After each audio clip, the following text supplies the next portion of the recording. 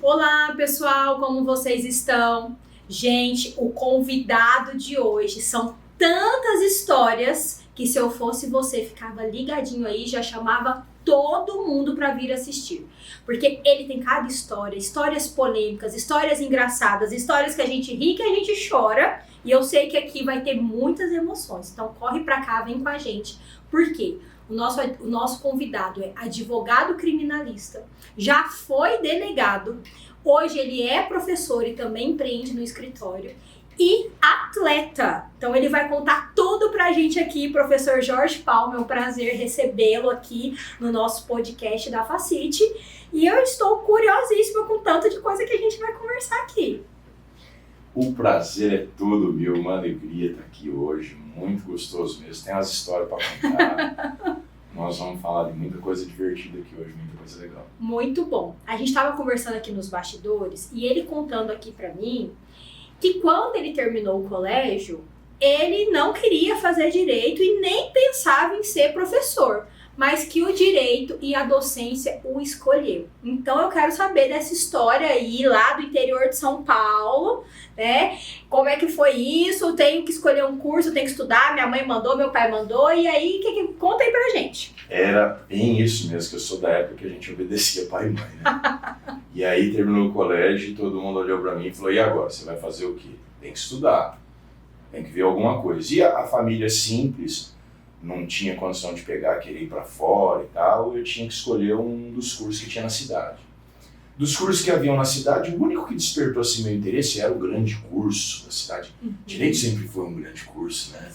E era o grande curso e tal. Eu falei, eu vou nesse, né? Já que eu tenho que mirar em algum, é nesse. E fiz o vestibular sem muita pretensão de passar, não. Fiz assim. Fez por fazer. Mas eu acho que a pessoa que corrigiu a minha prova estava de muito bom humor naquele dia e eu passei até bem colocado. Aí eu falei, poxa, vou fazer direito. E fui. Mas eu imaginava que direito fosse aquilo que a gente vê nos filmes, né? E chegou lá, eu comecei a ver um monte de gente falando com uma língua que pra mim não parecia nem português. Que é menino novo falando gíria, né?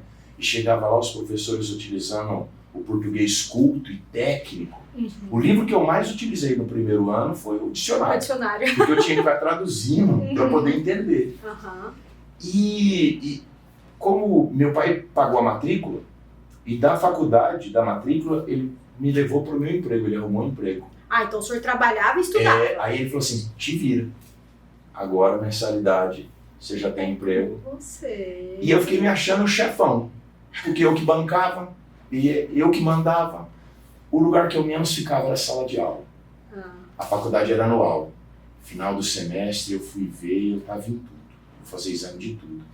E aí eu comecei de tudo. Matéria de um ano.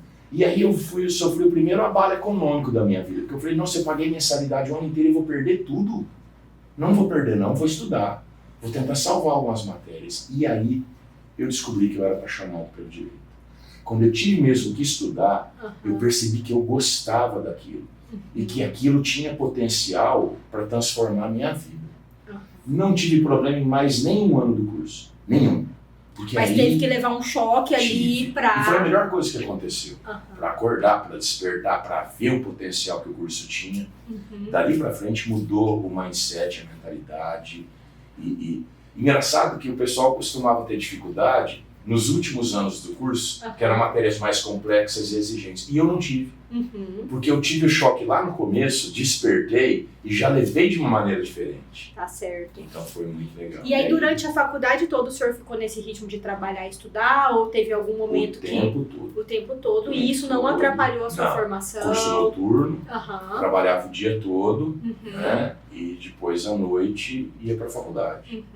E não me atrapalhou nada. Lógico que a gente tem que fazer esforço, mas é aquele negócio de enxergar lá na frente. Eu escolhi isso, eu preciso de alguma coisa que vai me proporcionar a realização dos sonhos que eu tenho. Então, eu achei que valia fazer esse investimento em mim. E valeu. Eu digo sempre para meus alunos, os sonhos que eu tinha lá na cadeirinha da faculdade, da sala de aula, aqueles sonhos, o direito me permitiu concretizar todos.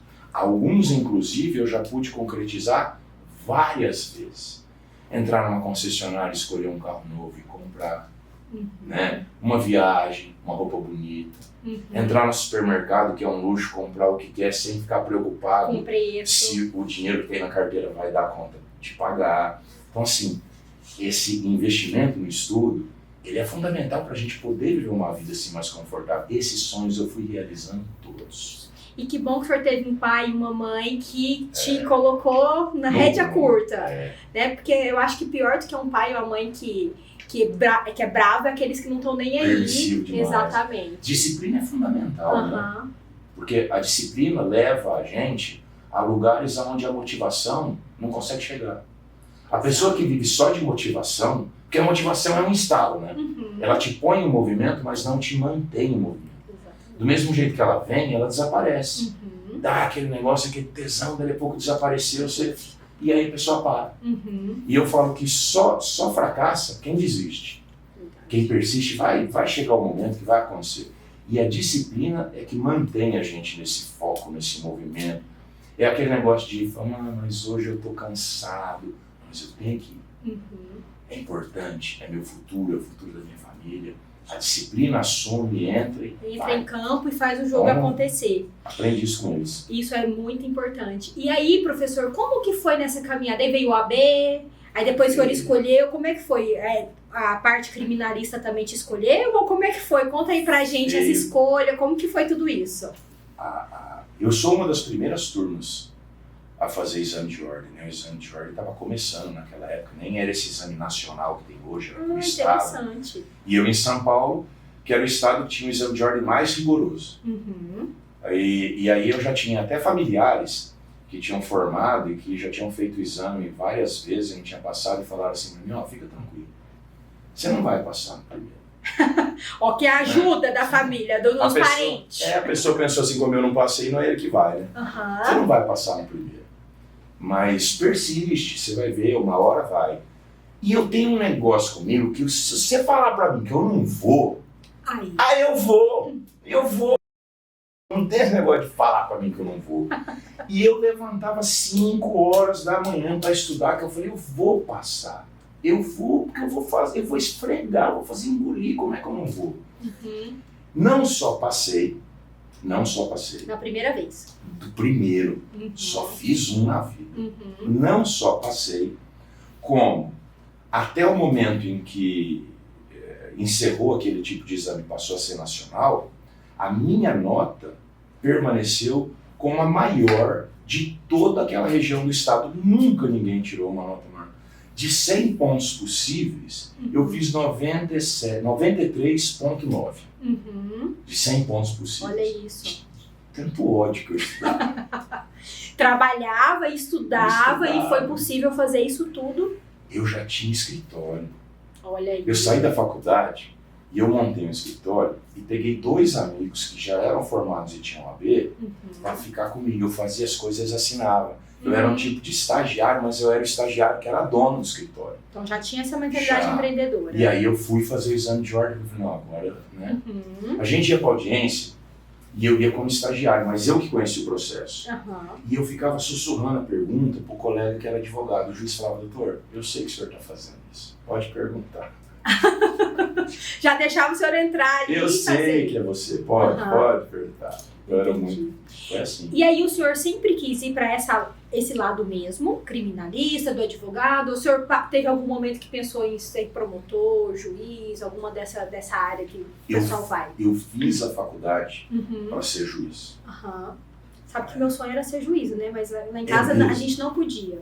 Lá em casa assim, você pode escolher o que você quiser, médico ou dentista. Você vai ser Você pode escolher o que você quiser, odontologia ou medicina, entendeu?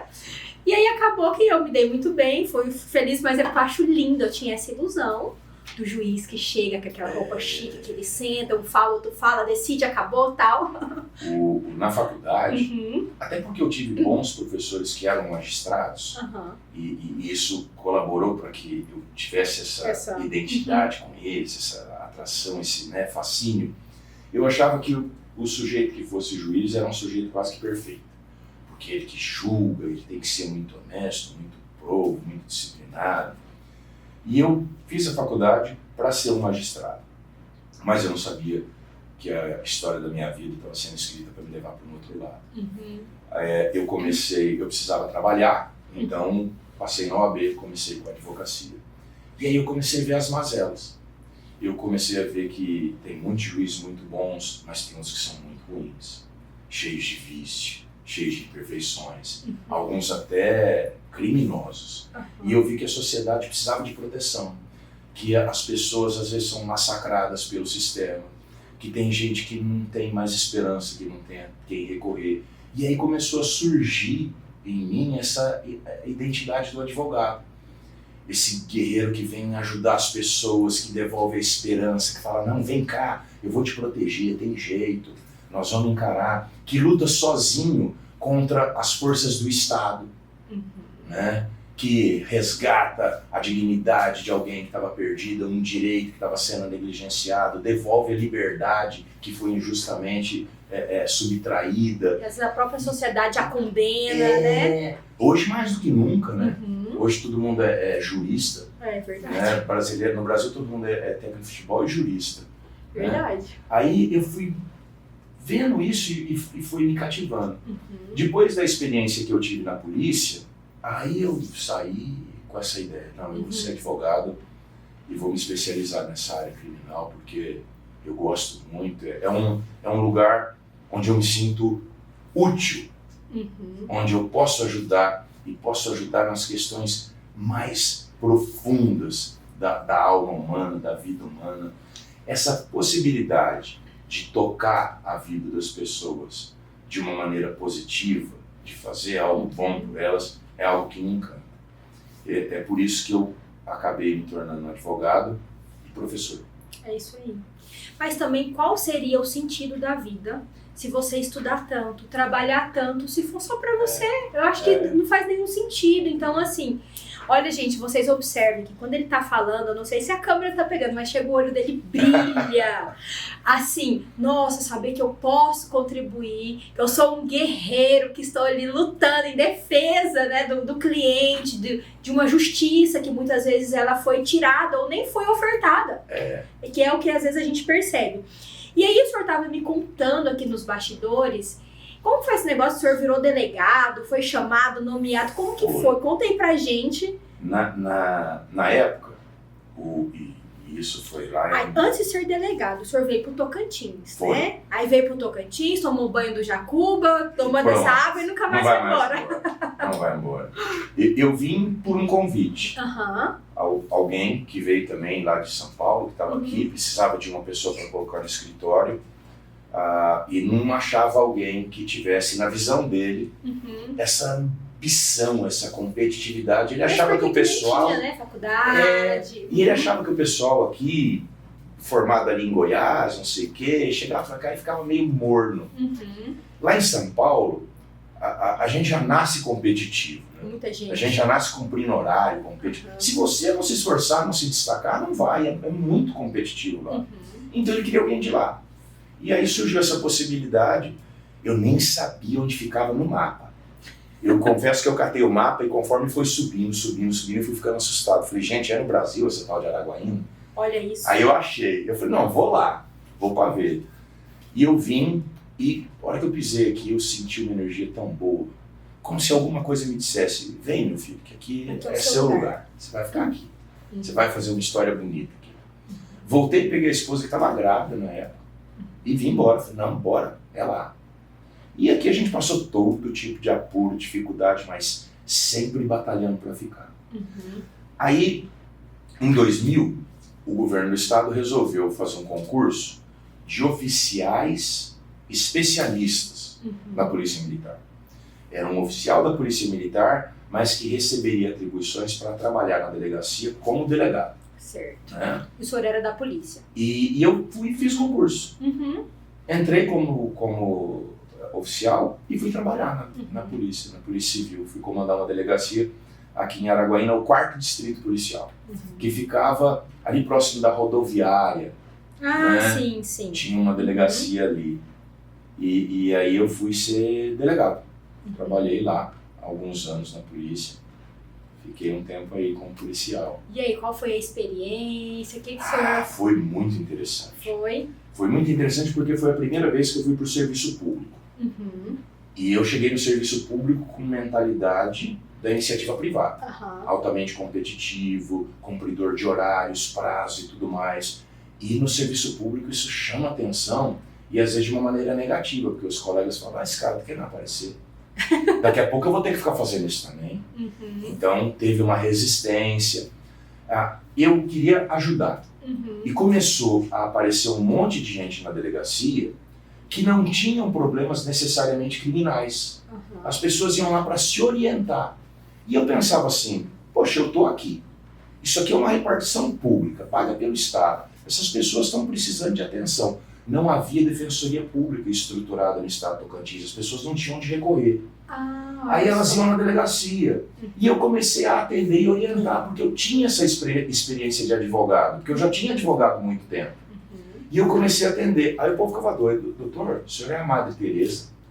Tá tendo romaria aqui, vem gente aqui para ter consulta todo dia. Então já era quase um professor ali. O Estado me remunera. Uhum. Aqui é uma repartição pública. As pessoas precisam dessa atenção. Eu posso oferecer, eu vou. Ah, mas não sei o que. Falei, quem é que manda na delegacia? Não é o delegado? É, então obedece. Pronto, acabou. Eu que mando, tô armado, vou orientar.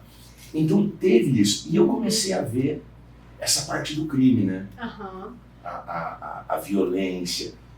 Nem tinha Maria da Penha, mas a violência doméstica, isso era uma coisa que mexia muito comigo. Uhum. Os crimes sexuais, os crimes contra idosos. Isso sempre me chocou muito, muito. Uhum. E aí eu pude ali ajudar um pouquinho para ver se a gente combatia isso, melhorava isso.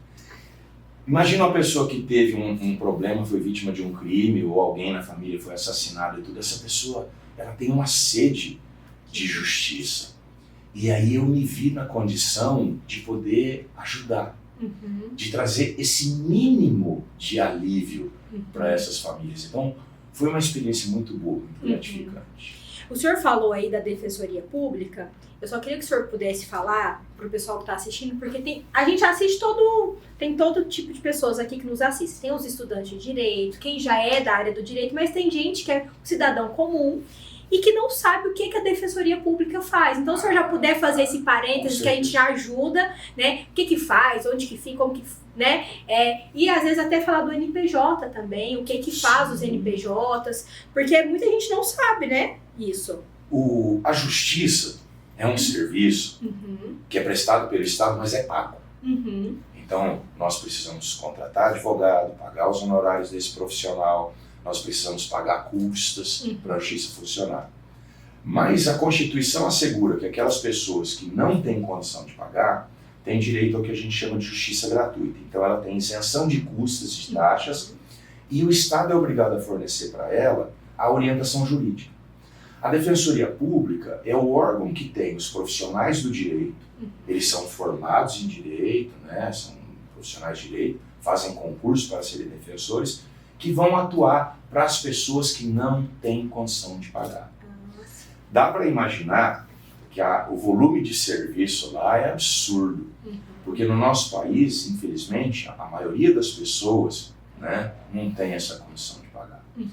Nisso, então, colaboram muito no núcleo de prática de faculdade. Entendi. Porque a faculdade, ela ensina a teoria para os alunos, mas eles precisam também ter essa experiência de colocar essa teoria na prática, de vivenciar a prática, para saírem da faculdade melhor preparados. As faculdades, então, mantêm núcleos de prática, com professores de qualidade, orientadores, onde os alunos vão para ter esse contato com a vida prática, e o núcleo atende também as pessoas carentes. Isso, gratuitamente. Porque o núcleo não pode cobrar. Então a gente atende lá, estava lá agorinha, com meus alunos hoje atendendo as pessoas que não têm condição de pagar. Então assim, a gente colabora com as defensorias, né? Para desafogar um pouco o trabalho lá, o núcleo faz essa parceria e trabalha também. Para a gente é bom, porque a gente tem a oportunidade de mostrar para o nosso aluno a vivência prática, de orientar ele melhor. Para a sociedade é bom, porque tem ali os alunos todos querendo trabalhar aquela juventude com a experiência dos professores. Porque ninguém vai botar, imagino eu, um orientador do núcleo que não seja experimentado, experiente, né? Com certeza. Estou eu aqui no núcleo da Facite com mais de 35 anos de janela no direito já. Para judiar desses meninos lá, botar isso para trabalhar. Mas isso é muito legal. Então, você que está assistindo a gente, não tem condições de pagar um advogado. Existe a Defensoria Pública, que é muito cheio, né, de serviço de demanda. Caso não consiga, tem os NPJs. O NPJ da Facite está ali à disposição. Tá. O professor Jorge Palma está lá integrando Tô lá. nosso time junto com as professoras e fazendo um excelente trabalho. Serviço da mais alta qualidade. É isso aí. Professor, e me teve algum caso dessa sua trajetória aí de 35 anos, como o senhor falou, que te chocou, que foi assim, que te marcou, que o senhor pode compartilhar aqui com a gente? Eu imagino que deve ter mais de um, mas talvez tenha algum aí que tocou o coração e que fica às vezes, né? Muitos. Eu vou contar dois. Tá. Vou contar um como policial e um como advogado. Certo. Como policial, teve um de um estupro e homicídio de uma criança, uma menininha de 9 meses de idade. Meu Deus. Eu era o delegado de plantão, era um carnaval, estava muito tranquilo. Eu peguei a viatura na delegacia e falei, pessoal, vou lá onde tem o carnaval. Tinha um carnaval ali na Avenida Filadélfia, fazia um carnaval ali. E eu falei, eu vou lá dar uma olhada no carnaval, qualquer coisa me aciona. Eu cheguei com a viatura para estacionar ali no quartel do 2º Batalhão, para ir dar uma olhadinha no carnaval. Já me ligaram, doutor, volta que tem um problema aqui. Que eu volto para a delegacia, ali perto da rodoviária, para baixo da rodoviária, tinha uma espécie de um cortiçozinho, uns apartamentozinhos, estava chovendo. E eu fui para lá, o perito já estava me esperando, e eu entrei no quartinho, sangue pela parede, faca jogada no chão. E quando eu puxo o colchãozinho da cama, eu vejo a criancinha, morta, colinho aberto, esfaqueada. Quando a gente vai ver, ela tinha sido violentada por um sujeito. Uma criança, uma menina de 9 meses. A minha filha mais nova, Natália, que hoje tem 24 anos, tinha 9 meses. Eu passei anos sonhando com essa cena e eu vi a minha filha de debaixo daquela cama. Fui eu que tirei a criança. Que tristeza. Então isso foi um caso assim que repercutiu para mim muito. Ainda hoje eu lembro da cena com detalhes, com perfeição. Eu não consigo esquecer. Eu quero, mas eu não consigo. E Nossa, quando acontece chocante. esse tipo de crime, assim, vocês são chamados, como que é o fluxo? O delegado é chamado, como que... Foi. A polícia militar foi acionada pelo pessoal que estava ali em volta, né? Aí a polícia militar já acionou a polícia civil e o perito. E o perito foi para lá, mas ninguém entrou, porque precisa a autoridade policial. E era eu o plantonista. Porque aí a gente entra, isola o local, o perito vai tirar foto, vai fazer croquis, o corpinho vai para o IML para fazer exame, o delegado vai orientando, vai conduzindo tudo, porque depois eu fiz a investigação, eu prendi o sujeito. Aí sempre quem investiga ali é a Polícia Civil. Certo. O delegado. No final das contas, o sujeito foi condenado, pegou mais de 16 anos, e numa rebelião num presídio, ele foi assassinado pelos presos. Ele não chegou a sair. Porque esse tipo de crime é mal visto pela própria população criminosa, carcerária. Eles não admitem, sabe? Estupro, e ainda mais contra a criança. Então, numa rebelião que teve, pegaram o sujeito. E assim, o que motiva uma pessoa?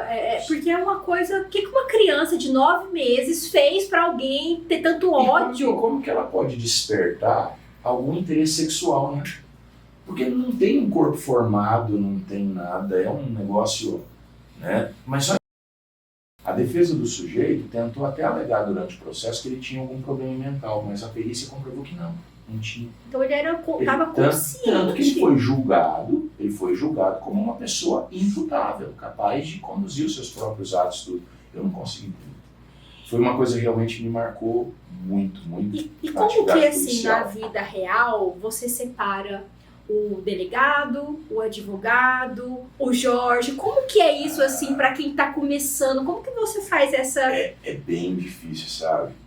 Eu tive que ir treinando a vida toda. Porque, assim, quando a gente vai trabalhar, a gente traz com a gente toda aquela experiência, aquela crença, aqueles valores que a gente foi desenvolvendo e que foram sendo inseridos na nossa personalidade ao longo da vida toda. Só que eu sempre me coloquei na seguinte condição. O meu papel não é o de julgar. É isso mesmo. Meu papel não é julgar. Como advogado, meu papel não é julgar. Como professor, meu papel não é julgar. Como delegado, meu papel não era julgar. Então, eu sempre procurei deixar essas minhas convicções, esses meus ideais, esses meus valores, né, num segundo plano, para me guiar, para me orientar, para fazer o que é certo, para fazer o que é correto, mas não deixar contaminar a atividade profissional. Quando alguém chega e vem conversar comigo, me contar um problema, às vezes a pessoa confessa que praticou um crime. Sim. E mesmo assim, eu vou defendê-lo, né? Porque eu não vou dizer que ela é inocente, mas vou conseguir a pena mais justa para o caso dela. Mas você não acha errado o que ela fez? Eu acho. Mas o meu papel não é julgar. É assegurar que ela vai ser julgada na medida do que a lei determina, que ela vai receber uma pena que seja justa. É inclusive orientar essa pessoa para tentar convencê-la a não voltar a delinquir. Mas o meu papel não é julgar. É o juiz que vai fazer isso. Ou a sociedade, no caso do júri. Ou ele mesmo, não é? Como delegado, meu papel também não era julgar, meu papel era investigar, instruir uma investigação, fornecer elementos para o Estado, para o Ministério Público, para o Judiciário poderem julgar. Esse é o meu papel. Então, eu faço isso, sabe? Deixo esses meus valores, as minhas crenças num segundo plano e o lado profissional assume. Tem um filme antigo, muito bom, do Sylvester Stallone, do Falcão, um lutador de braço de ferro. E ele pega e vira o boné na hora da... É mais ou menos isso. A hora que eu visto a roupinha e vou trabalhar, o profissional assume, veste essa capa de proteção, até porque se a gente não tiver uma couraça para se proteger, se eu levar para casa todas essas demandas que eu acumulo o dia inteiro, né? Como é que vai ser em casa? Como é que vai ser com a minha família? Verdade. Porque a gente já tem os problemas da gente. Sim. Se eu carregar comigo, nas costas, o tempo todo, os problemas dos outros que eu lido todo dia, né, a gente fica doido muito rápido, né? Verdade. Então, assim, chegou o final do expediente, eu pego esses problemas todos, guardo aqui na minha mochilinha, deixo aqui para amanhã de manhã, no horário do expediente, e agora eu sou o Jorge Palma, pai, marido, amigo, atleta, e vou me refazer tá certo, para amanhã de manhã estar pronto de novo. Perfeito. E professor, o senhor falou que ia falar, contar uma outra história agora do outro, porque como esse advogado. foi como delegado e agora como advogado. Como advogado, tem dois casos marcantes. Um de uma mãe que foi sedada num suco de maracujá pelo marido, e aí ele pagou um sujeito para deitar nu com ela. Tirou fotos para simular que ela estava traindo, para conseguir guarda dos filhos. Tomou tudo dessa mulher. Essa mulher me aparece à noite desesperada, nem era eu que ela estava procurando, mas Deus colocou na minha frente e falou ajuda. E chorava e aos prantos e desesperada, e eu me comovi com o caso e a gente travou uma batalha enorme.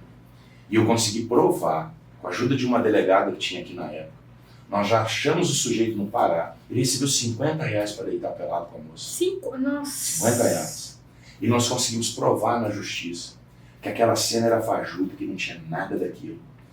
E devolvemos para a mulher, não só os filhos, mas a dignidade, a honra, para ela poder erguer a cabeça de novo.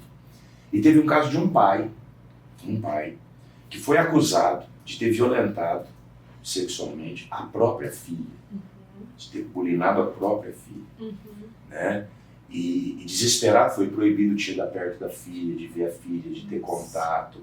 E nós conseguimos, depois de anos de batalha, provar, com estudos de assistente social, de psicólogo, de tudo, provar que a menina estava sofrendo uma alienação parental por parte da mãe e da avó materna e projetaram falsas memórias, o que levou a acusar esse pai.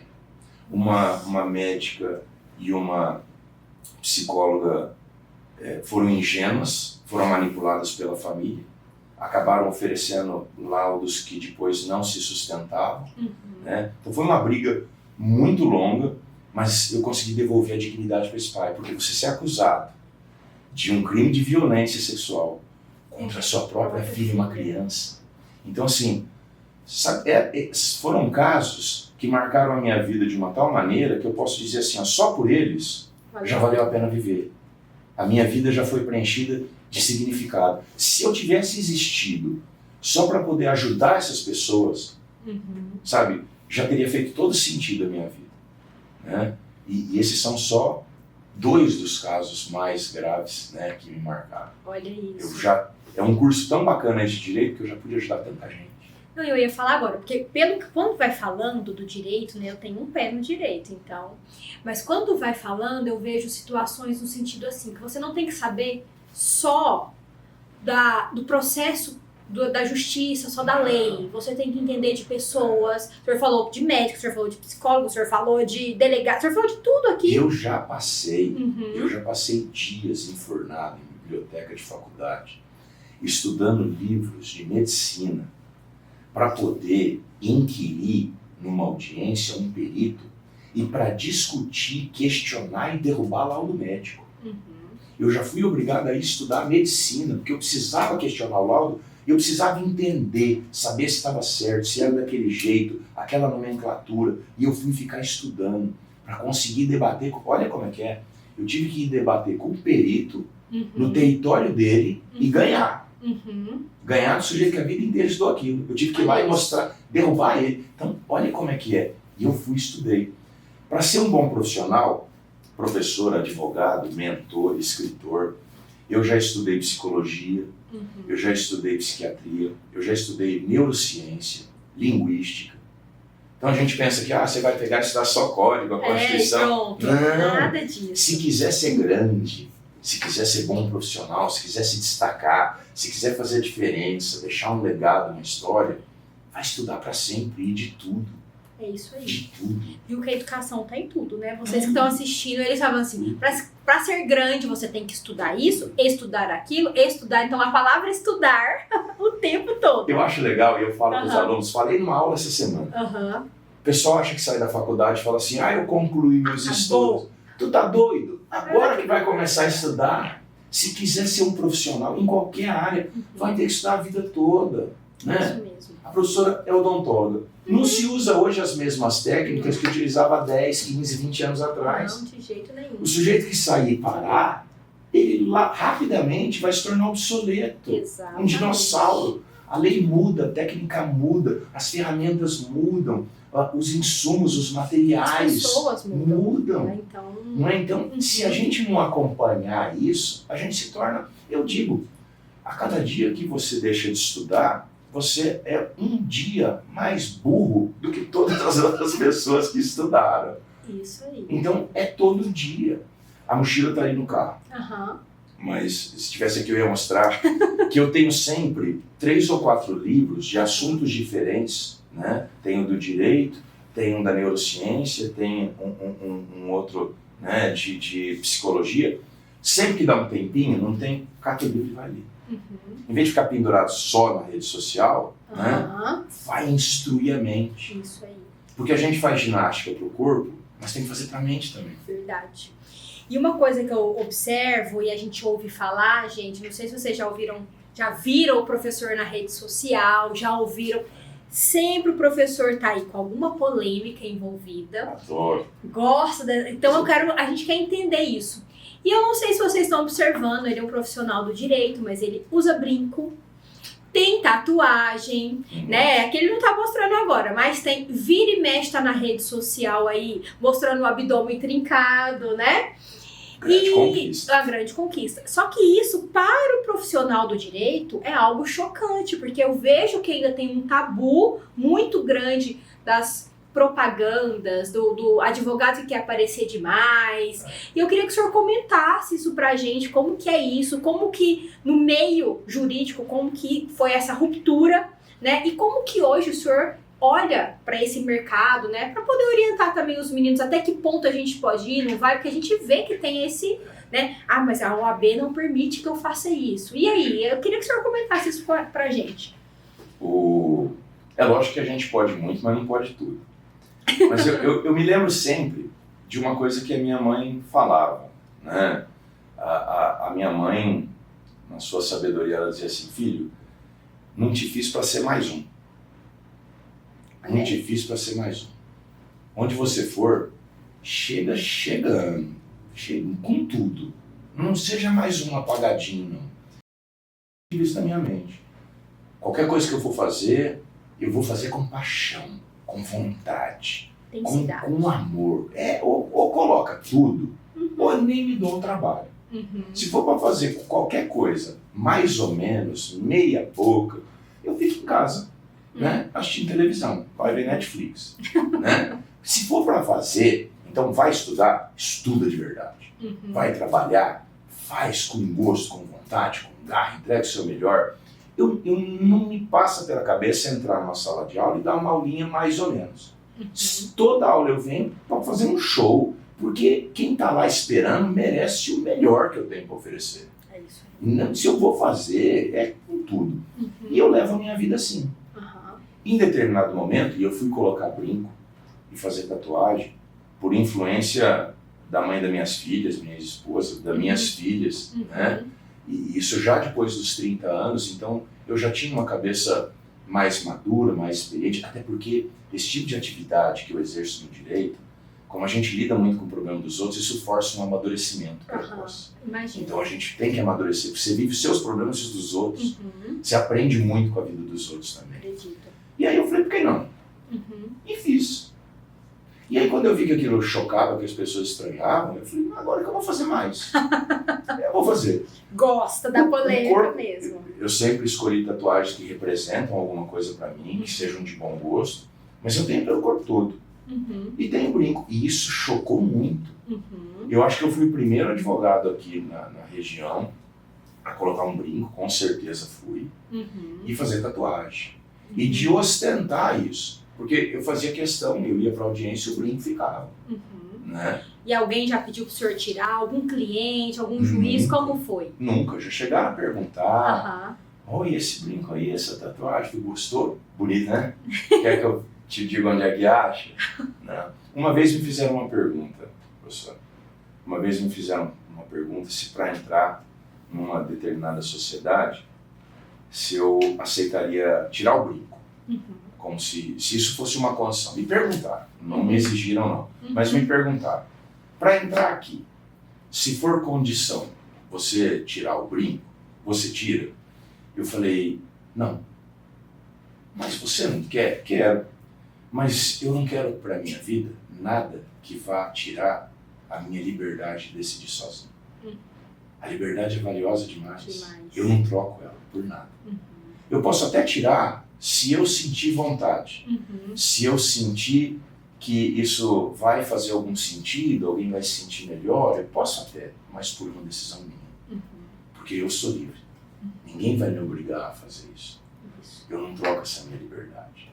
E como eu sempre tive esse perfil, né, o que eu faço, e não me envergonho, e assumo, né, e me coloco, e tudo bem se não gostar, mas vai me respeitar.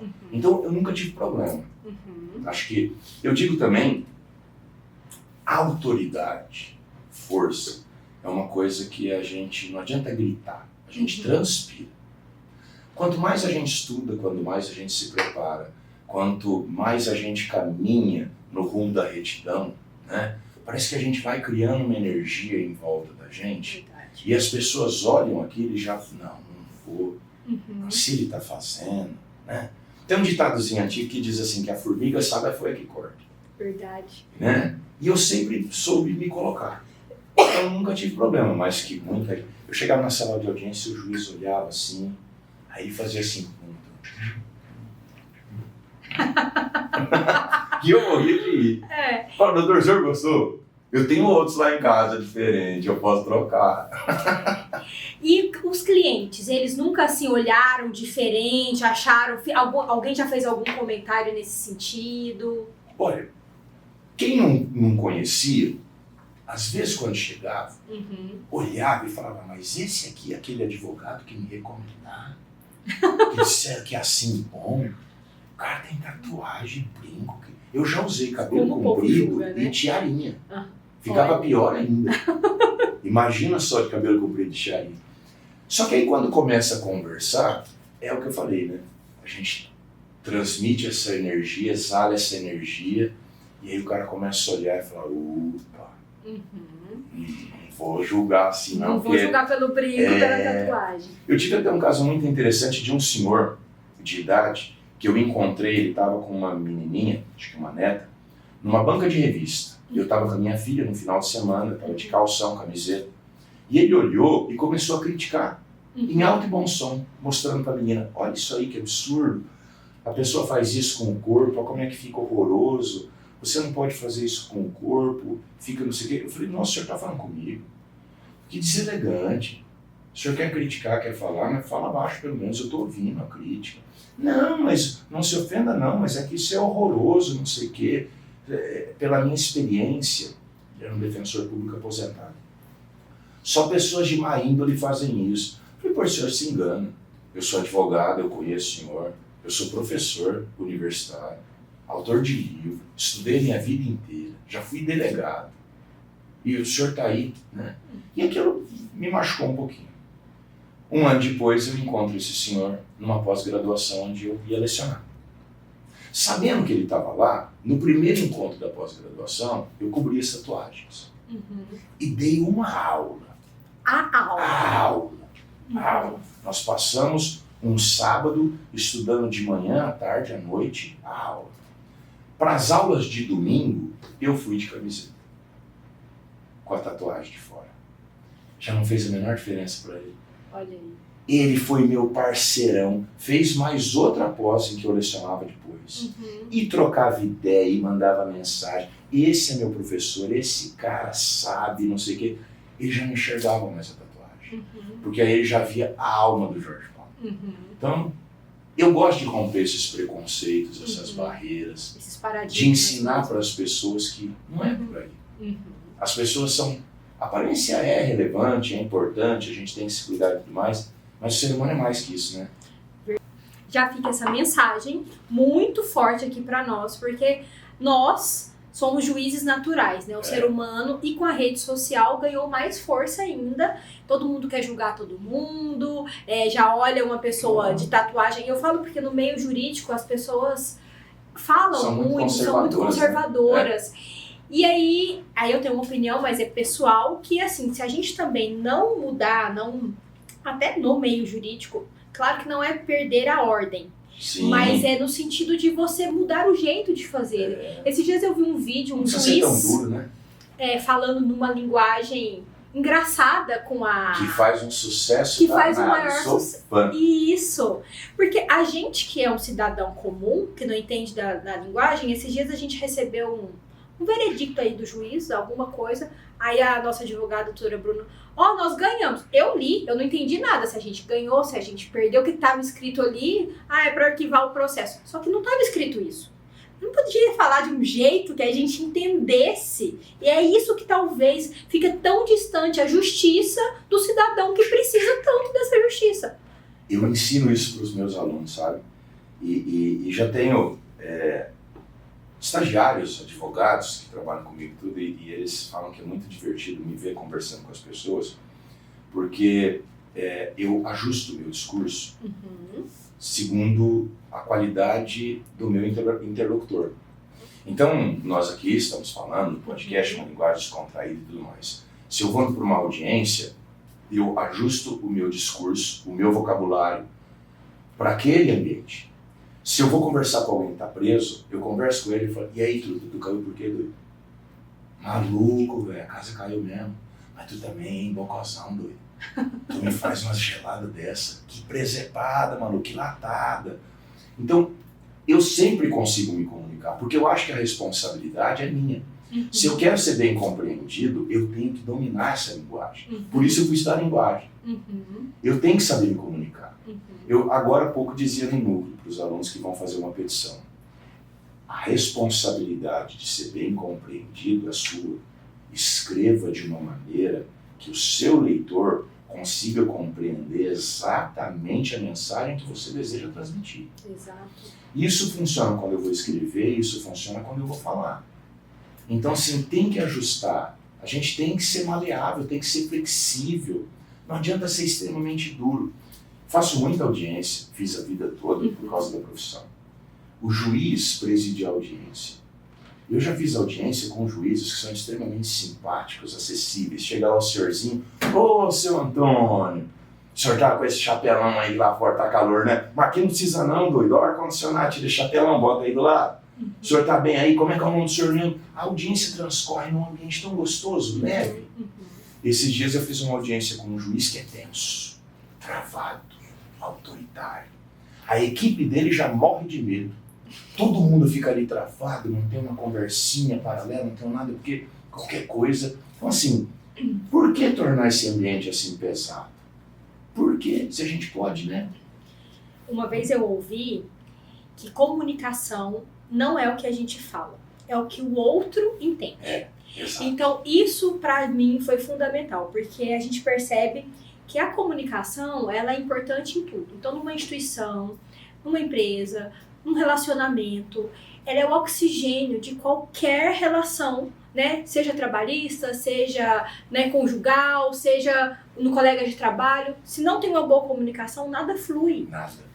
E aí a gente mas eu já falei, mas eu já expliquei. Tá, mas o que o outro entendeu do que você falou? E aí é nisso que eu vejo que às vezes o direito é tão distante da gente, no sentido da gente não entender, às vezes, uma linguagem é tão culto que tá muito distante do que a gente Hoje o judiciário está começando a fazer campanhas para que se comece a utilizar uma linguagem mais acessível. Olha né? isso. Chacrinha já dizia que quem não se comunica se estrumbica. Exatamente. Né? Então eu falo, tem que ter essa possibilidade. Na época de estudante, fui estagiário do Ministério Público do Estado de São Paulo. Eu fiz um estágio com um promotor que era um gentleman, um homem à moda antiga, elegantíssimo, culto, muito bacana. E havia lá um juiz muito duro, muito competente, mas muito severo. Um dia o promotor entra e fala, Jorge, vem aqui, vamos fazer uma audiência, vai ser legal. E eu fui para a sala de audiência, sentei do lado dele. E chegou um senhorzinho, gente muito humilde, muito humilde. O juiz lá em São Paulo ficava numa mesa, em cima de um palco, ele ficava mais alto do que as outras pessoas. Ele olhava de cima para simbolizar aquela autoridade. Hoje nem se usa mais isso, mas era assim. E esse senhorzinho sentou lá, e já com medo, porque a pessoa que nunca frequentou aquele ambiente é um ambiente... Pesado. Né? E ele chegou lá, e ele olhava para o juiz e falava, o juiz fazia perguntas, e ele falava assim, majestade, porque... E o juiz, eu sou excelência, o senhor me chama de excelência, não é majestade. Não, o senhor desculpa, daí a pouco o senhorzinho vinha de novo, então majestade. Na terceira vez, o juiz Zantou bateu a mão na mesa, falou que ia aprender, que estava sendo desacatado, e aí o promotor, não, peraí, doutor, não, o senhor não está entendendo. Olha esse senhorzinho, ele não fala isso por maldade ou como chacota. Ele está querendo colocar o senhor no ponto mais alto, que na cultura dele ele consegue enxergar. E na cultura dele, por conta das suas limitações, o que tem de mais grandioso é majestade. Então isso é um elogio, um reconhecimento, não é chacota, não é um xiste, uma brincadeira. Aí o juiz, sabe, calmou, caiu a ficha dele, sabe? E ele olhou, então nós vamos combinar um negócio, seu fulano. Eu chamo o senhor de senhor, o senhor me chama de senhor, é senhor, pronto, acabou, tá bom? Então olha como é que às vezes a gente cria um ambiente hostil por uma barreira que a gente, sabe? Que a gente mesmo cria. E aí eu falo, mesmo que alguma coisa às vezes, né, não pareça da melhor maneira para você, dá uma chance, uma só, para ver se essa sua impressão inicial realmente se confirma, ou se de repente você estava meio enganado porque você está tendo um dia meio ruim, né? Dá uma chancezinha só, com cuidado, com, né, segurança, mas dá uma chance. Às vezes esse cenário vai mudar tanto, você vai se surpreender e vai ficar arrependido de ter, né? É isso mesmo. Dá uma chance. Faz sentido. E professor, o senhor que está aí no direito há muito tempo, tem acompanhado essa evolução, essa mudança, tudo que tem acontecido, como que o senhor vê hoje, por exemplo, o mercado do direito, principalmente para quem está assistindo, que está entrando na faculdade ou que está formando agora, como que o senhor vê esse mercado e o que as pessoas têm que fazerem para escolher o melhor lugar para estudar, né? Que vai ter, o que eles têm que avaliar para falar assim, não, eu vou estudar na X lugar porque ali vai ter essa formação que tem isso. Porque às vezes as pessoas, elas ficam, porque a gente tem muita oferta, Sim. Né? E aí, e com isso o mercado vai saturando, mas será que está saturado para todo mundo ou será que eu que não estou preparada adequadamente? Então eu queria que o senhor fizesse um paralelo disso aí, que a gente já está quase encerrando, né?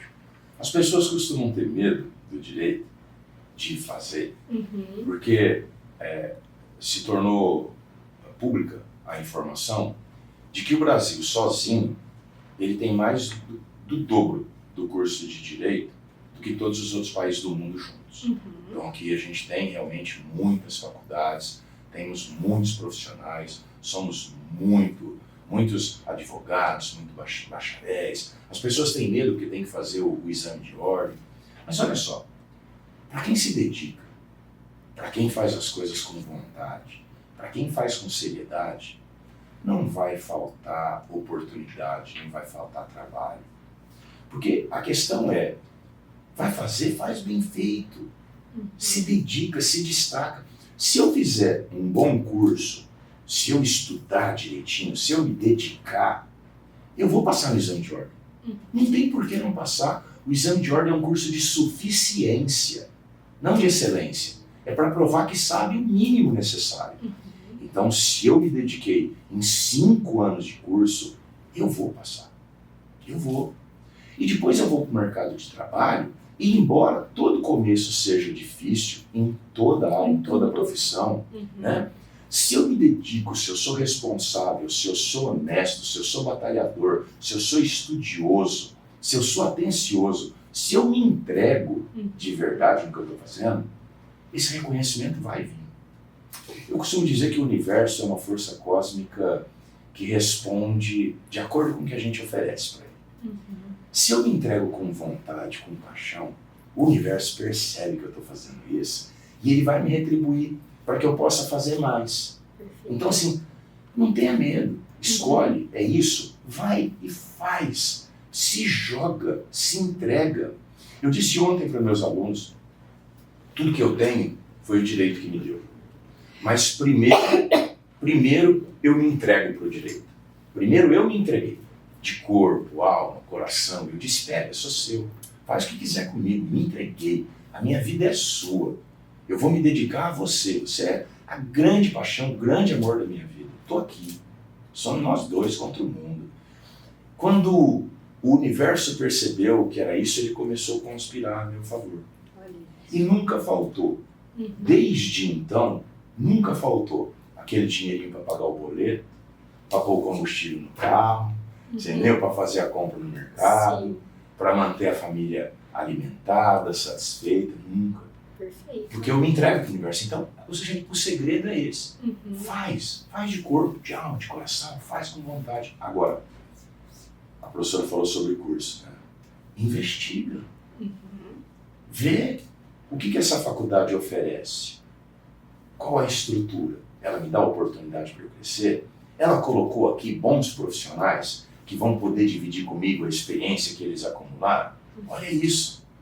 Porque são esses caras que vão te guiar. É isso aí. Se a faculdade investiu, colocou ali, né, como é que é o nosso caso, vamos ser claros, colocou profissionais que são reconhecidos, que são experientes, que são batalhadores, que são dedicados, não tem como dar errado.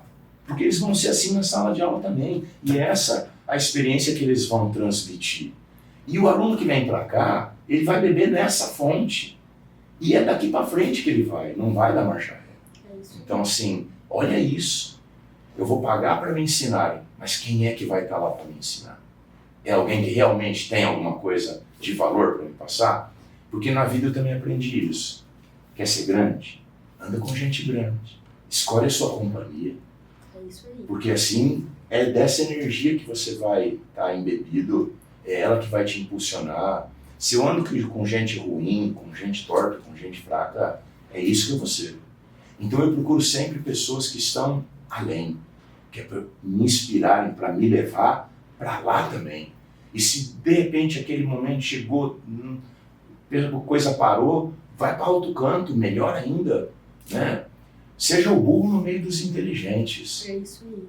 O pior que pode acontecer é ser inteligente no meio dos burros. Você não tem mais estímulo para ir para frente. Né? Verdade, é isso. Muito bom. Nossa, olha, teria várias outras perguntas, mas a gente já tá com o nosso tempo aqui esgotado. Que histórias, eu fiquei chocada imaginando a cena da neném de 9 meses. Então, assim, muito, muito interessante. A gente está chegando ao fim aqui desse momento. Espero que não seja o único, professor. É um prazer ter o senhor aqui com a gente. Eu queria que o senhor olhasse para aquela câmera ali e deixasse uma mensagem para quem está assistindo a gente agora, né? Falando o que o senhor acha da educação, como se foi importante para o senhor ou não. Deixasse uma mensagem, porque tem tanta gente que às vezes quer desistir, né? Que é muito difícil, porque eu trabalho, porque eu estudo, não dá tempo, eu tô cansado. E aí, não deu tempo nem da gente falar da sua vida de atleta, de como o senhor, né, emagreceu aí. Foi quantos quilos? Eu emagreci mais de 30 quilos. Mais de 30 quilos, só com a alimentação adequada e com exercício, mas isso vai ficar para um outro momento. Que o senhor deixasse uma mensagem aqui para quem está nos assistindo. Isso aí, isso aí. Professor, eu vou falar o que eu constantemente digo na sala de aula. Tá cansado? Para um pouquinho. Faz uma boa refeição. Reza. Deita e dorme. Amanhã levanta e a energia vai estar restaurada e faz de novo. Vai chegar um dia para todo mundo, vai chegar, eu já tenho 52 anos, eu posso dizer isso, chega. Um dia que a gente olha para trás e vê de onde a gente saiu, onde a gente chegou e o caminho que a gente percorreu. A pior coisa que pode acontecer é você olhar para trás e ter vergonha da sua trajetória, do seu caminho. O melhor que eu posso te desejar é que quando você fizer isso, e você vai fazer, se não fez ainda você vai fazer, é olhar para trás, chorar um pouquinho de emoção e se orgulhar. Porque você fez muita porcaria, tomou muita decisão errada, se atrapalhou, mas sempre com o intuito de crescer. Reconheceu os seus erros, minimizou os danos, assumiu a sua responsabilidade, pediu desculpa e se colocou em marcha para se tornar grande de novo. Papai do Céu manda a gente para esse mundo aqui para a gente evoluir. A obrigação é da gente ser melhor no momento da partida do que no momento que a gente chegou. Então, escreve uma história bonita para a sua vida, para a sua família poder se orgulhar, para você se orgulhar na partida. Você é o autor, o escritor, você é o diretor e você é o ator principal da história da sua vida. Está tudo na sua mão. Escreve para você a história que você achar que você merece ter. Porque se for verdade aquele negócio, que no final da vida, quando tiver para ir embora, passa um filme, eu tenho muito medo de Papai do Céu sentar do meu lado com um balde de pipoca e falar: Jorjão, vamos ver sua história. E eu quero ter uma história bonita para mostrar para ele. Eu quero deixar um legado. Eu quero poder viver para além da minha morte, na memória das pessoas cujas vidas eu toquei de uma maneira positiva. Puxa, aquele cara era legal. Ele me ajudou uma vez, ele me deu um conselho bacana. Sabe? Eu quero que minhas filhas possam se orgulhar. Nossa, meu pai era um cara diferentão, gente boa demais. Fez umas porcarias na vida, mas soube consertar, se tornou melhor. Porque errar, a gente vai errar mesmo. A gente não pode viciar em ficar errando. Errar e depois ir lá e falar: é gostoso, vou fazer de novo. Não, errou, se corrige, avança. Então, evolua. Escreva uma história bonita, para quando você olhar para trás, poder chorar de alegria. Falar: olha quanta coisa eu superei. Que história bonita eu escrevi para minha vida. Quando chegar a hora de ir embora, eu vou orgulhoso. Falar: pai, tá vendo? Valeu a pena ter me dado o dom da vida, me dado essa oportunidade. Olha quanta coisa legal eu fiz. É muito bom. Nossa, olha, encerrando com chave de ouro. Que mensagem maravilhosa, professor. Isso é incrível. Isso toca o nosso coração. E eu tenho certeza que, assim como eu fiquei aqui super empolgada, você que está assistindo também. Quantos exemplos, palavras de superação, exemplo assim, de pessoa que viveu e que vive, né, essa história tão linda e que deixa tantas marcas boas na vida das pessoas. E você que está nos assistindo e que gostou, compartilha, chama os seus colegas, seus amigos, sua família para assistir esse podcast. curte aqui, manda lá para outras pessoas também serem abençoadas através dessa palavra que foi tão boa. Muito obrigada, professor, foi um prazer recebê-lo aqui e a próxima vez a gente já vai marcar a parte fitness, que eu gostei disso daí. É outra história bacana, foi uma grande honra, estou muito feliz, muito obrigado por esse generoso e lindo convite, né? Foi muito legal conhecer essa instalação, esse serviço lindo aqui. É muito legal fazer parte dessa família, dessa equipe. Estou muito feliz. Muito obrigado. Muito bom. Valeu, gente.